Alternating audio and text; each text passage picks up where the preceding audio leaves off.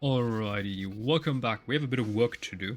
We have to understand what the heck is an Evoker, what do we need to do in the pre-patch, and then we're going to watch the cinematic that we missed because the game crashed. Oh well, it went into an infinite loading screen for reasons I don't know. And that's the cinematic. Oh, are there two? Cinematic 1.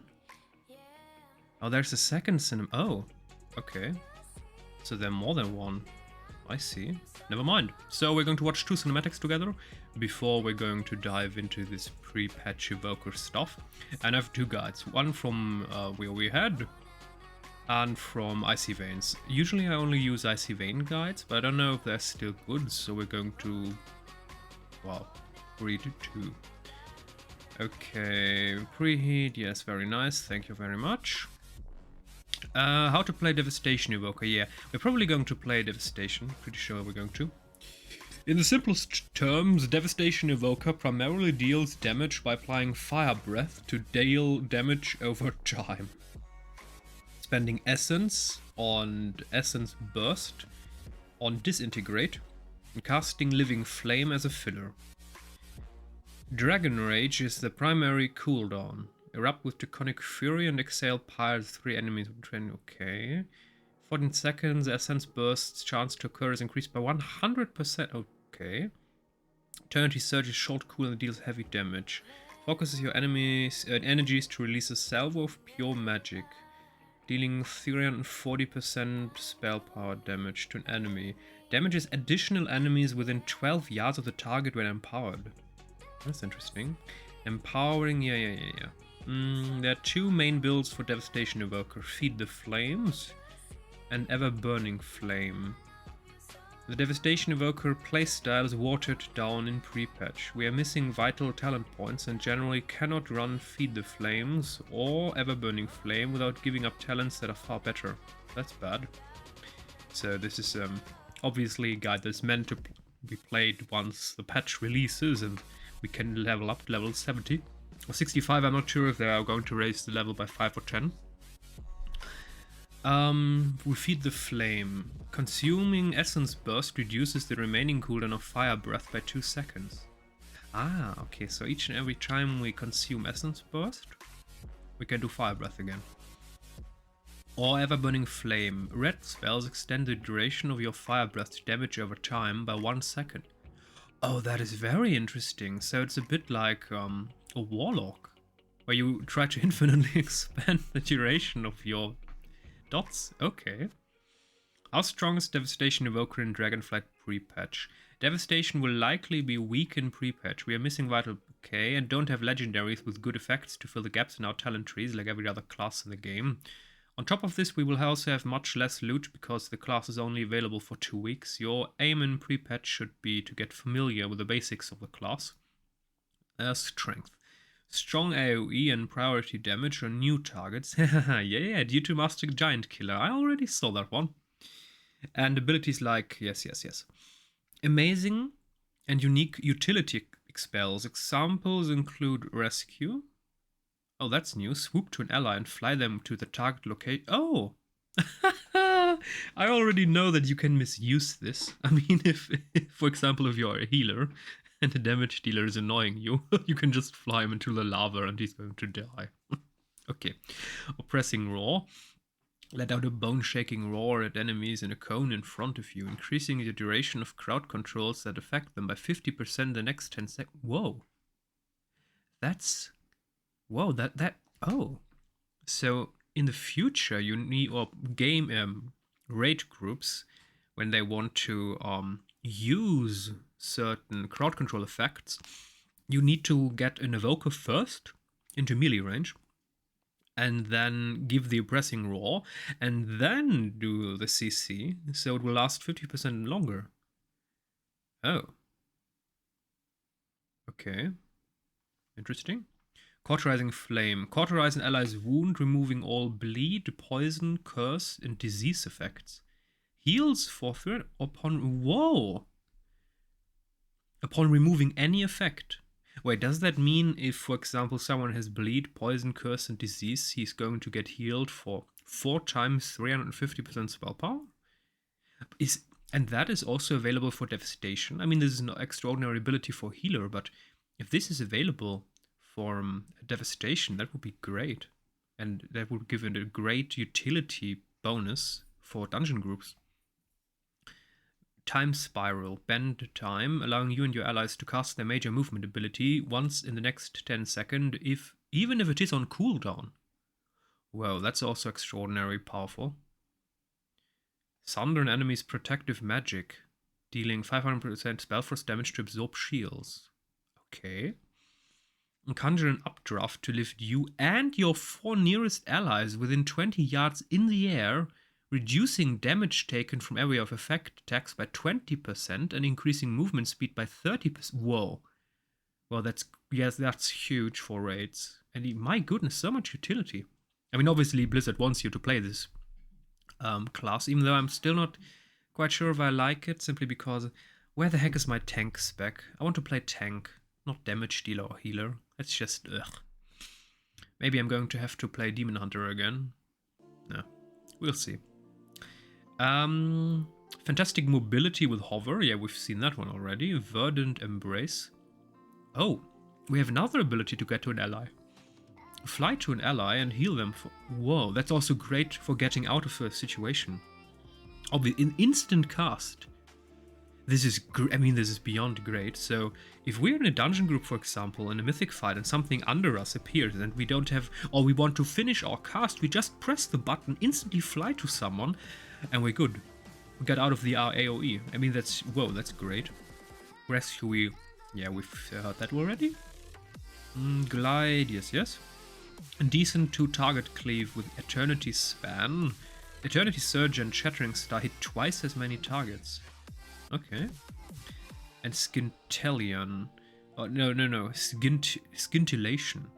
Disintegrate has a 15% chance each time it deals damage to launch a level 1 Energy Surge at decent survivability with Obsidian Scales. Reinforce your scales, reducing damage taken by 30%. That's good. Renewing Blaze. The flames of life surround you for 8 seconds. While this effect is active, 100% of damage you take is healed back over 8 seconds. What? Wait, what? Wait. Ah, okay, so the damage is still taken, but then you're just getting healed over. I thought for a second there that, for example, you could in a raid boss battle just push an evoker to tank the boss for 8 seconds, but no. This just means that you're going to get healed by the amount of damage you take. Yes, but if you take too much damage, you still die. This is very important, the distinguishment. I mean, otherwise this would basically, my goodness, this would give a huge boost in importance for raid battles, but yeah. I mean, it's nice to know, for example, if you know that the boss will make a very powerful cast in a raid battle and the healers will have problems keeping everyone alive, you can just press this, and then once the boss has done the damage, you're going to get healed. So the healers won't have to spend as much time trying to keep you alive because you will keep yourself alive. That's nice. Okay. And access to healing spells like Emerald Blossom. Yeah, we've seen that one already. Living Flame. Wait, Living Flame. Oh yeah, healing, preservation, healing an ally. Oh, okay. Healing an ally. We can seriously, as a devastator, we can heal allies. So we can even, for example, help the healer keep the tank alive. That's interesting. Tempered Scales. Yeah, I've seen that one before. Decent off healing as a DPS. Yeah, that's what I just noticed. I mean, seriously. Scarlet Adaptation provides an incentive to throw healing spells sporadically by providing damage. Oh, that's quite interesting. So, if people only look at the damage meter, you have 5% less damage than in first place, how dare you? And then you can say, yeah, but I have 40% healing of the main healer. Yeah, that discussion is going to get interesting. Sorry. Okay. Weaknesses. 25 yard max range as a ranged caster. Okay, that's not good. No spread cleave if targets are separated. That's no immunity. Reverse execute means the damage is lower as the target loses health. Yeah, I noticed that already. Okay. Devastation Evokers are at their best in 2-target cleave or in fights where stacked and spawn on the timer. Haha, yeah, I already saw that one coming when I talked to you about this giant whatever, when hitting a target maximum health deals the maximum damage. If targets are stacked, Dragon Rage with Charged Blast. Blue damage increase the damage of your next pyre, stacking 20 times. Energy Surge. Yeah, we've seen that one before. Deep Breath. Taking in a deep breath and fly to the targeted location, spewing molten cinders, dealing volcanic damage to enemies in your path. Remove all root effect. Okay. Well, that's also a great utility for PvP. I mean, good Evoker is always looking for allies to rescue. An opportunities to deal. So, this basically means that if you have a player in a random group that is doing a good job, then an Evoker will be an extraordinary help. But 99% of the random players, yeah, they're not going to be a great help. Okay, opportunities to deal heavy priority damage to new targets, yes. Devastation can be viable in pre-patch, but it will require an immense amount of work to overcome how far behind it is in terms of gear, legendaries and covenants. Even if you go through all of that trouble, Evoker is only available for 2 weeks during pre-patch. At best, the spec still suffers due to a lack of talent points and has no legendaries with good effects to help fill the gaps. In Dragonflight though, the class is looking pretty good. For class tree, most of the talents are situational and will change. Yeah, that's what I was talking about yesterday when we talked about the new talent tree. For the class tree, most of the talents are situational and will change depending on preference.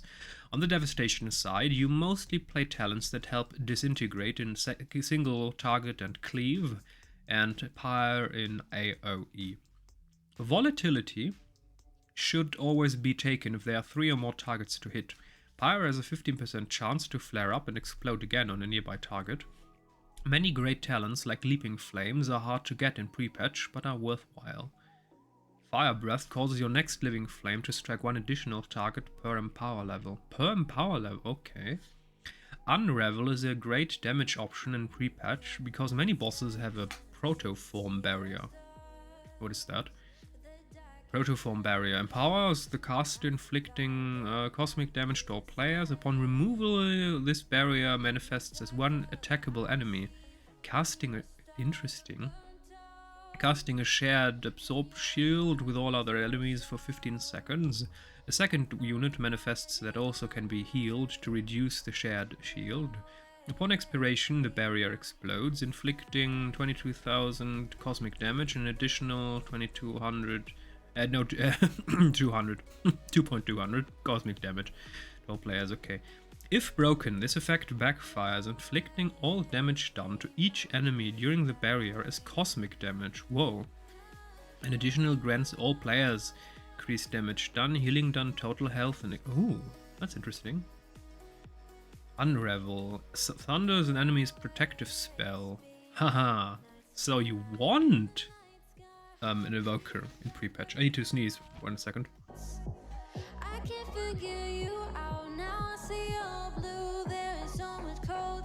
Alright. So, we have 4 builds. We have a leveling build, M plus fortified build, an M plus build. What's the difference in M1 fortified and... just down here, basically. So in normal mythic we are going this route, and in fortified route we're taking the Onyx Legacy and we're going to feed the flame. Otherwise we're going for hoarded power. And the raid build also looks a bit different, but the basics are usually the same. Okay, so let's look at the mythic build, the ordinary one. We're going for devastation. Evoker tree, yeah, that's healing. Okay, so the first ability will pyre, lob a ball of flame, dealing damage to target, okay. And then we want Ruby Essence Burst. Your living flame has a 20% chance to cause an essence burst, making your next disintegrate or pyre cost no essence. That's great. Sewer Strike, 15% chance to cause an essence burst.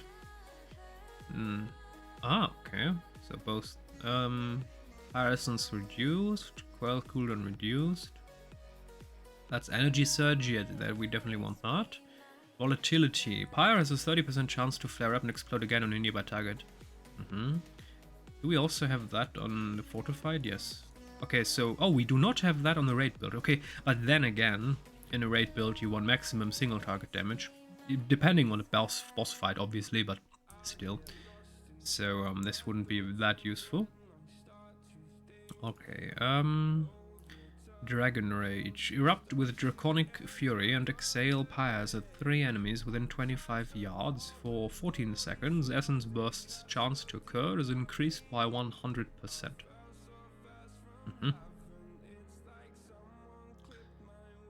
And Arcane Intensity. Disintegrate deals 16% more damage. Dragon Rage, that's the ability. Yeah, we're going to have to take a look at that when we go in-game. Now I just want to read about this.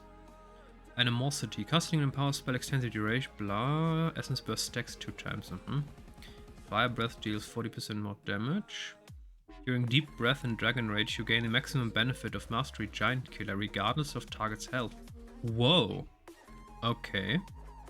That was I was already a bit surprised that this class would have such a problem being viable when a boss is low, but apparently, whilst Deep Breath and Dragon Rage, we still get the benefits. Deep Breath and Dragon Rage. Okay. Dragon Rage, 2-minute cooldown. Up with Draconic Fury and exhales pyres at 3 enemies. 14 seconds Essence Burst. Where's Deep Breath? Is Deep Breath an ability from here, or was there one that we learned from the normal talents that we get by leveling? Font of Magic. Power spells, okay. Eternity Span hits twice, we've seen that one before. Essence abilities reduce the remaining cooldown of Eternity Surge by 1 second. Okay. Shattering Star. Is that on the raid build as well? Oh yes, on the raid build we're even going further down here. Focusing Iris. So, Shattering Star. Exhale Instant. Eternity Span. Bolt of Concentrated Power from your mouth. Eternity Span targets. Targets defenses, increasing the damage they take from by 20%. Okay. Bellweaver's Dominance. Your damaging critical strikes deals 220% damage instead of the usual 200. That's great. Disintegrate has a 15% chance each time it deals damage to launch a level 1 Eternity Surge at 60% power. That's not bad. Essence Burst has a 20% chance to not to be consumed. Okay, and if we go into the raid build, what's the difference here? So no Font of Magic, but instead Catalyze. While channeling Disintegrate, your Fire Breath on the target deals damage 100% more often. That's not bad. Wait. Inner Radiance. Why is there a massive difference between those two? Can we change those? Question mark. Why is Imposing Presence here? And then there's Inner Radiance. Where does that come from? Eh? I don't quite understand. Why are the talent trees differentiating depending on... Interesting. Terror of the Sky is a great pick for M+, but you will have to drop another good class talent for it. Deep Breath stuns enemies for 3 seconds. Whoa, that's very important. Stunning is great, especially since it also serves as a CC. So if the enemy casts, you basically have 2. Oh, you can interrupt twice. You can interrupt with your interrupt, and you can interrupt by stunning. That's great. Deep Breath. Firestorm is only good when targets remain in the AoE. Raid build. For pure single target, swap Honed Aggression in for... Okay. Okay, so we're done here. Overall rotation of both builds can be oversimplified as the following steps. Use Boon of the Covenants with Dragon Rage.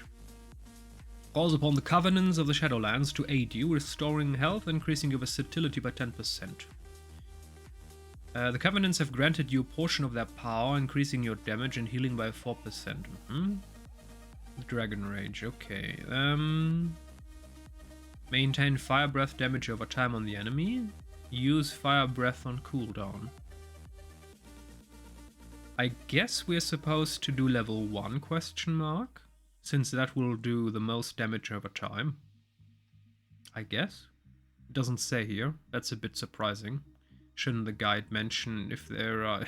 if you have a spell with several levels that you can use it upon, shouldn't the guide mention which level you're supposed to? Is this guide better in that? Leveling, available, specialization, unique, empower, abilities, legendary... Where do I find a storm patch? Ultimon, Legacy of Tier Dungeon Guide. Yeah, we're going to dive into all of that. What races can play Evoker, blah blah. Leveling an Evoker, specializations. Do I have to go into the Devastation Evoker Guide maybe? Down, down, down, down we go. Okay. Endgame, improvising, gear up, Evoker viability. Quick guide, leveling, talent, rotation and cooldowns. There we are. Haha, yeah, this is what I wanted. Empower level 1. This is very, very, very important. Why is this guide not telling me this? The guide should tell me on which level I'm supposed to... okay, so this is the empowerment levels. Yeah, so this guide is not very good. It's just telling use fire breath. Yeah, but on which empowerment level? I mean, okay, maybe it's... maybe because on level 1 deals the most damage over time. The author thought, oh, everybody is going to understand that, obviously, but if we're talking about obviously understanding, why are you writing a guide? Yeah. So, yeah, in this regard, this guide is better. Okay. So, also there's less cluttering. I mean, look at this, and look at this. It's just a humongous load of text, and they're just like, 4 words are enough. Okay, so cast Fire Breath at Empower level 1. Cast Eternity Surge at Empower level 1. Obviously, if you have more enemies, you want to change that one. Yeah, it's just a single target rotation, okay. Cast Disintegrate, Living Flame as a filler until you have enough essence for Disintegrate. So Disintegrate is basically our main cast if we're going for single target damage. If you need to move whilst casting, use Hover. My goodness, that's great. Evoker spells to be cast while moving. Does not affect empowered spells. Ah, okay. If you have no charges of Hover left, then use a Sure Strike. Notice that all empowerment spells are listed as being used at empower level 1, and this is intentional. Yeah, Fire Breath at rank 1 gives you the longest dot, which is used to trigger burnout procs. Fire Breath has 6% chance to cause your next Living Flame to be instant cast, stacking 2 times. Going beyond rank 1 on Eternity Surge will not gain you any more damage on single target, as all it does is at additional targets. Okay. At 4 targets, spend Essence Burst and Apire full time. Okay, so depending on how many targets we have to variate Essence Burst and Essence on Pyre with the stacks of Charged Blast. Generate Essence Burst while waiting on Essence. Cooldowns. Deep Breath on cooldown in AoE. Delay your first use for when the lowest target reaches 30% or less health. So long as you get the same amount of total uses. Okay. Taking a deep breath. Ah, the deep breath is this flying and then smashing everything on the ground. Tip the scales. Makes empowered abilities instant. Okay, it is mainly used in Dragon Rage to instantly cast Eternity Surge or Fire Breath. This is best used to extend Dragon Rage when you would otherwise be unable to complete an Empower or Burst AoE. General Rotation. Empower Fire Breath on cooldown at rank 1. Ah, now it says rank 1. Okay. Better late than never. Maintain Fire Breath damage over time on the enemy. Instant cast Living Flame with Burnout to gain Essence Burst if not kept. Empower Energy Surge on cooldown. Shattering Star on cooldown. Okay, yeah, depending on the target. Spend Essence Burst and Essence on Disintegrate up to 3 targets, and Living Flame as a filler. Okay. Best stats. Oh, that's very interesting. So, primarily favor Intellect and Mastery. Haste and critical strike are also good, with haste slightly ahead with causality. Okay, so we obviously want mastery and haste. Since intellect is obvious.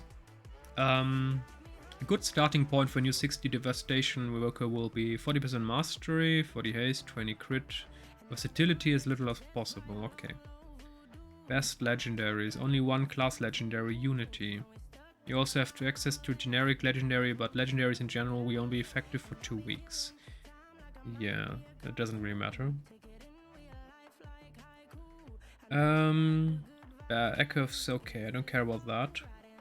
Best Covenant for Devastation Evoker. I don't really care about that as well. Night Fae, yeah, blah blah blah, feedback, that's it? Okay, then let's look at the videos.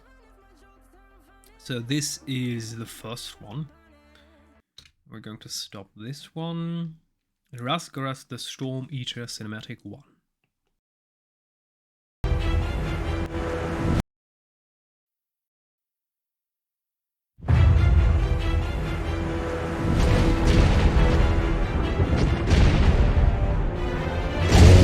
Mistress of the storm, the primal powers have risen to set you free.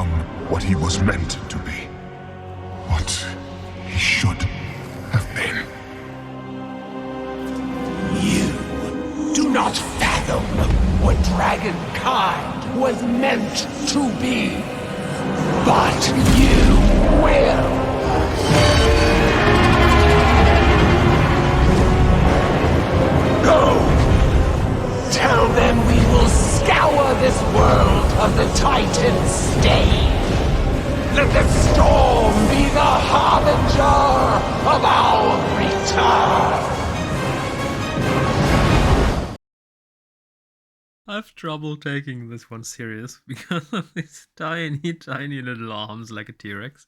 And I also have a problem with the grandeur of this scene. Blizzard has a massive problem of we fought gods and titans and death itself, and the scales were so high. A tiny little dragon that's a bit oversized and like, I control the power of storm. Yeah, that's not very impressive if the last enemy we fought was literally the overlord of creation, destruction, and balance. He who rules over the dead. I mean, come on. Seriously, that's a bit of a problem if you continue to raise the stakes continuously, and then you reach the part of the creation itself of all beings. And then when you try to tone it down with a little tiny dragon that can summon upon a bit of lightning, yeah, that doesn't seem very impressive. But let's see how this one turns out. Alright, so this was the first cinematic, and obviously we have a second cinematic, even though I have no idea when this triggers. Maybe we should do the dungeon first, then it would trigger, but I don't know, so let's do it now.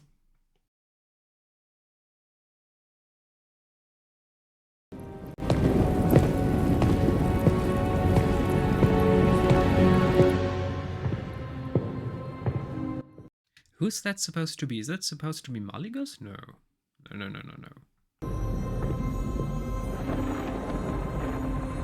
I did not expect to see you again so soon. So that's Khadgar, right? My friend, after you'd answered the call of the Isles. Something has happened, Khadgar. Something terrible. Kalikos, tell me. It all happened so quickly. And Rathian... Sorry, you're obviously not Malygos. This is obviously, well, the one that followed him. So this is a dragon that now controls or towers over the blue Dragonflight, as far as I know. Young as he is, bravely or perhaps foolishly tried to stop it. If you think this scene was ridiculous, it wasn't. This is kinetic energy. You know, he's very fast, and another object is flying towards him that is also very fast. Ultimately meaning that the speed of the object approaching and the dragon approaching will basically add on top of each other. This will cause quite an amount of kinetic energy, and you might or not realize that kinetic energy is an extraordinary way to deal damage. For example, a couple years ago, there was a specific country in the Middle East where a specific dictator was hiding in bunkers with his regime, and the United States of America thought about how do we break the bunkers. We only have a couple weeks' time, so we don't have time to build massive super bombs. So an engineer came and said, why don't we just drop a very sharp bullet-like bomb from very high altitude? That kinetic energy will break through easily a dozen feet of concrete. And so they did that. They basically just built a giant bullet. I believe they took or used barrels of artillery as a basis because they already had them. They only had a couple of weeks' time until they wanted to solve the problem. And then they built these titanic bullet-like bombs without any explosive. It was just pure metal, steel, whatever. And then they just dropped it out very high, and that resulted in so much kinetic energy that it's just obliterated the bunker that they dropped it at. So never underestimate kinetic energy. You don't necessarily need a heckload of explosives to do the job. Kinetic energy can be sufficient, easily.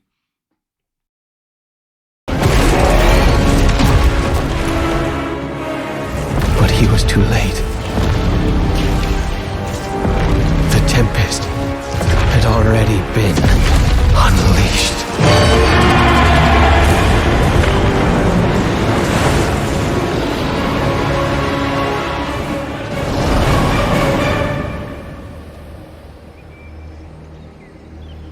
She let me live with a message. They are coming to cleanse the world of the Titan's stain. Alexstrasza. Okay, so I'm going to stop it here. I am very sure that we did not miss this cinematic, but this will spoiler us in the main game that will follow. So I'm going to close this one here. I'm not interested in seeing that right now. So we're basically done here. We've taken a first look at the Evoker class. And I'm going to use a portion of this build now. And we're going to meet again in the game. My goodness. Oh, that looks sick. Dream Breath. Hello there. I kind of like this class, even though it's a bit of a shame that we don't have a tank spec. I would love to play this class, especially with this utility as a tank. That would be just, oh my goodness. But obviously Blizzard decided, oh, we have so many tanks. And our last hero class, Death Knight and Dream Hunter, both had tank specs. Let's do damage and healing. Yeah, I'm not the biggest fan. I mean, these are dragons. They're built like a tank. Seriously, why don't we have tanks? I mean, seriously, look at these guys. Their thighs are the size of your breast. Of course they could use tanking abilities. But, well, Blizzard doesn't want that. Okay. So I have to make a choice. I'm not going to heal, that's just... Oh my goodness, that's so much stress. Respect, thumbs up to every healer. Because I played healer back in Wrath of the Lich King and Cataclysm, and oh my goodness, playing healer is so much stress. Playing damage dealer is the least amount of stress, then comes tank, and then comes healer. Healer is very much stress, tank a bit less, and damage dealer, well, the least. It's just when you play healer, you are always 99% have to be focused. You know, if I'm in a mythic dungeon as a tank or a damage dealer, I can brain AFK for 2, 4, 5 seconds easily. If I do that as a healer, yeah, the group's going to wipe. So, yeah, as a healer, you have to constantly, 24/7, give your best. And even then, sometimes it's not enough. If people are just stupid and do mistakes and run into AoEs or something. For example, as a damage dealer, you can chill out. Nobody gives a shit. Nobody will notice if you chill out every couple seconds. Yeah, so, oh my goodness. It's just too much stress. For me, it's just no fun. I have fun as a tank or a damage dealer, but healer is just, yeah. Maybe I will try it out. Maybe I will like the healing of this class. I'm not sure if that's going to be the case, but maybe I'll give it a try. But we'll see once the add-on releases. We're probably I'm going to do the new dungeon with you in World of Warcraft, and then we're probably going to switch over to Spider-Man Miles Morales. I still have about 10 days or so until the add-on releases. So stay tuned, stay healthy. I mean, seriously, please drink and smoke as little as possible. The ones that love you will thank you. Also, I watched a video recently where Keanu Reeves, maybe the only actor on planet Earth that is not being hated upon because he's great, was asked, what do we leave behind when we die? And I'm not sure of the exact quote, but he said something along the path of the ones who love us. Oh my goodness, that was a beautiful phrase. And that's kind of important. Try to have friends and family. It's not always a choice. Some people have terrible families, and it's just no good. And I can't blame you if you say, I was hurt by my parents and all of that. I don't want contact to them. Okay, but try to have friends. And this might seem odd to you, but getting friends and keeping friends, there's a massive difference. If you want to have a good relation with friends, you need to invest time and energy, and you have to do it continuously. You have to invest a lot of time and effort into preserving a relationship. Many people forget that. Many people start having friends and then they're letting it tone down, and then they're surprised when the relation they have with these people dwindles down, because you have to be part of their life on a continuous basis. Otherwise, friendship will barely work. I mean, there are maybe people with a best friend from when they were children, and even if they don't talk for 5 years, they're still Gucci. But that's not how friendship usually works. So do not underestimate how much work it is to keep good friends. And also, this is also important, you should try to have a certain amount of rules/principles. Do not just get friends for the sake of having friends, because some people will hurt you eventually, and they will do mistakes that can easily be avoided. And usually these people foreshadow their bad decisions before, if you look closely enough. So try to find decent, good friends that are worth it. I know it will be difficult. Maybe you're going to have to sift through 500 people to find one good friend, but if you find a good friend for life, that friend will be worth 1,000 friends. So, have a nice day.